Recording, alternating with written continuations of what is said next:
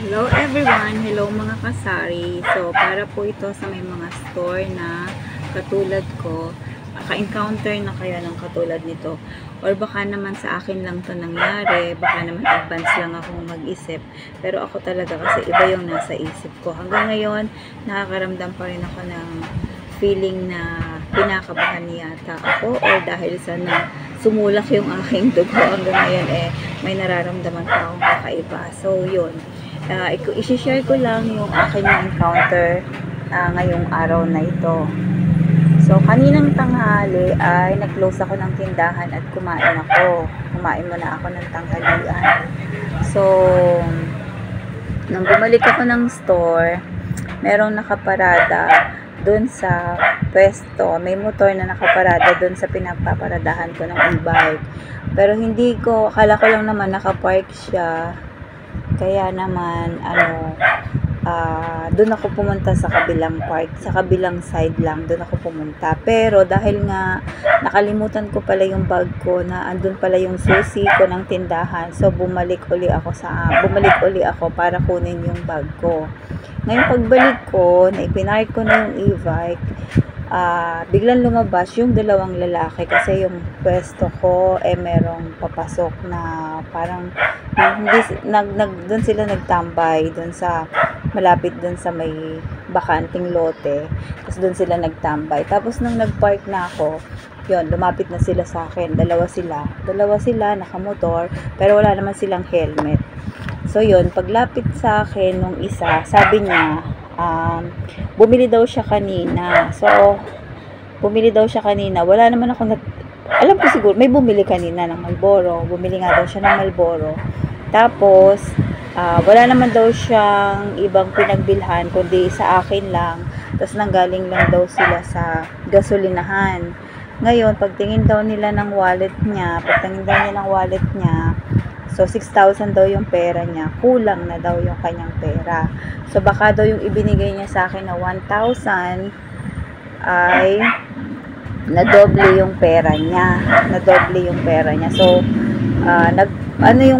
nagpanti yung ko. Parang biglang sumulak talaga yung dugo ko. Ang bilis ng reaction ko na nagalit. Parang may ko na nagsabi sa kanila na sabi ko, bakit sa akin yung ako hinahanap? Sabi ko gano'n sa kanila. Sabi ko, sigurado ka ako na 1,000 lang yung ibinigay mo sa akin. Baka daw kasi dumikit. Kasi ngayon bagong 1,000 yon.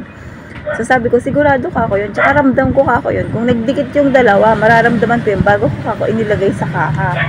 Sabi ko, kasi daw ako lang daw yung pinagbilhan nila.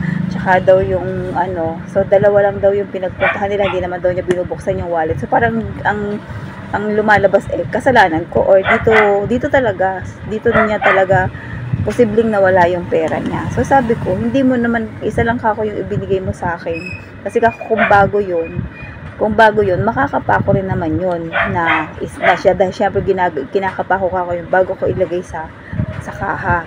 So yun, parang nila, ini-insist nila na talagang nandito yung pera. So sabi ko, hindi ka ako manloloko, sigurado ka ako na wala ka ako sa akin yung pera. Na 1,000 lang ka ako yun. Sabi ko, bakit ka ako sa akin mo ka ako inaano na nawala yung pera. Tapos sabi niya, wala daw ba akong na pwede daw bang tingnan.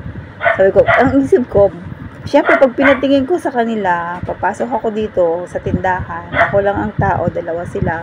So, medyo nag-isip ako ng kakaiba. So, hindi ko muna binuksan talaga yung tindahan. At doon kami sa labas nag-usap.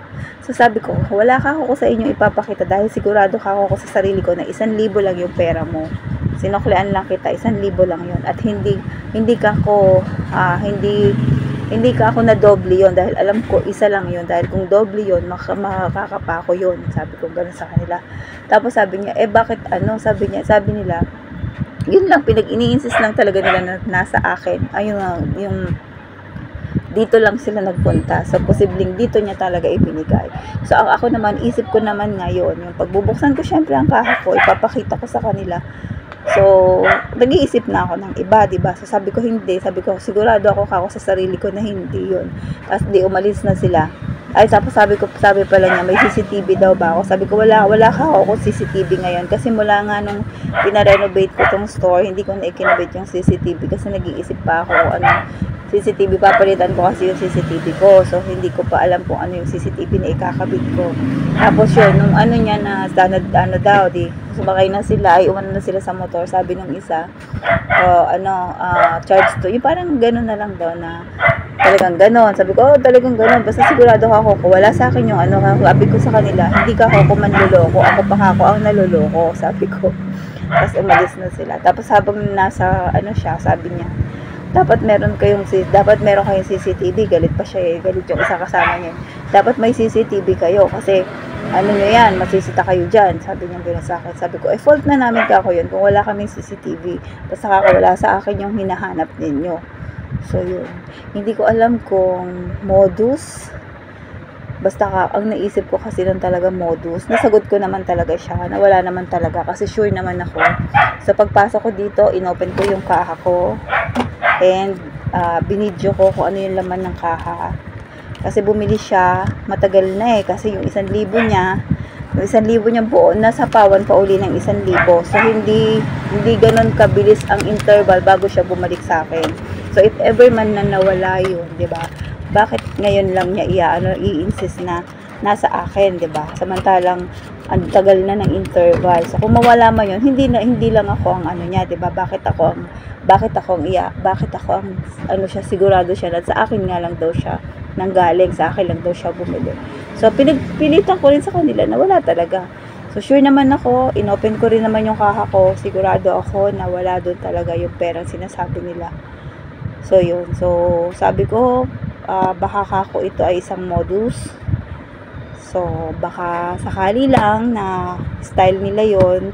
So, ngayon pa lang dapat maging aware na tayo sa lahat ng nangyayari. So, siguro nga may ako kasi wala talaga ako CCTV pa ngayon. Pero, yun, dahil nga sa ganyan na naman pangyayari, kasi kampante na lang ako Sa ngayon pangyayari, siguro, magpapalagay na uli ako ng CCTV. So, yun lang guys, ingat talaga tayo kasi hindi talaga natin alam kung ano ang nagsasabi ng totoo at kung ano talaga ang style nila. Kasi dalawa nga talaga sila na bumalik, though hindi naman sila naka-helmet, pero syempre, hindi natin alam kung ano yung natakbo ng isipan nila. Kasi yung pera niya, pinakita pa niya sa akin, diba? So, yun, advance na lang ako mag-isip ngayon kasi ayoko na ako uli ang maiisahan. So, yun, marami ng beses na naiisahan ako lagi. So, this time, bahala na siya sa buhay niya. Kung nawala yung pera niya, hindi ko nakasalanan yun. Kasi sigurado ako na hindi sa akin nawala yung pera.